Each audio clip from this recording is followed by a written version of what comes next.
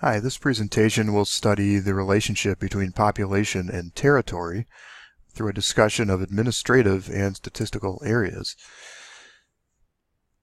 The term territorial imperative refers to the close relationship between population and territory. In fact, usually culturally defined populations are also territorially situated. And some of these territories have evolved to become administrative areas. Administrative areas are those with legal boundaries, and legal boundaries can refer to such things as countries. So administrative areas have a legal standing.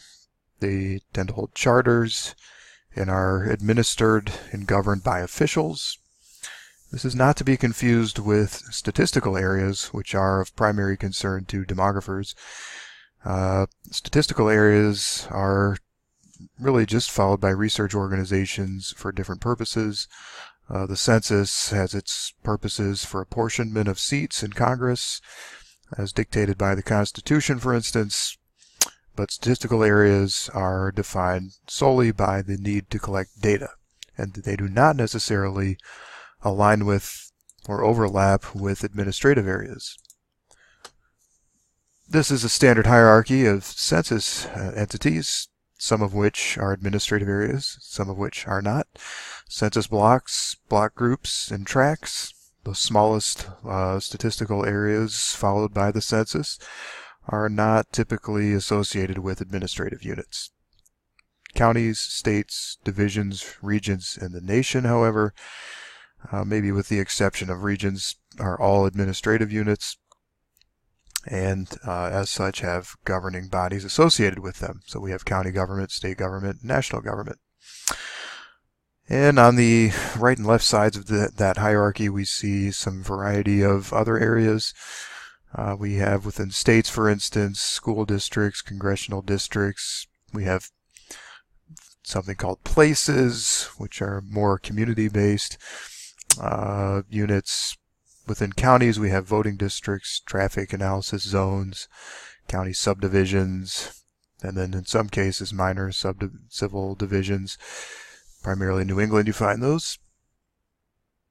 And there are special designations for American Indian, Alaskan Native, and Native Hawaiian areas. You see at the base of this is the census block, and at the top is states, but in between we have some other special distinctions here: the tribal block group and census tract, tribal subdivision, the American Indian area reservation trusts, and designated statistical areas.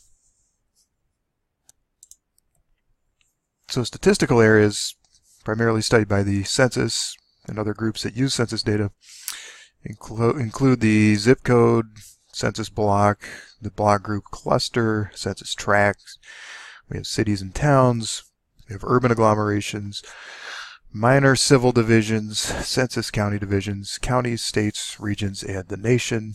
This is a nice graphic kind of showing the hierarchy of this reversed, moving down from country to region, from region to state, state to county, county to city, city to tract, down to block group, and finally census block.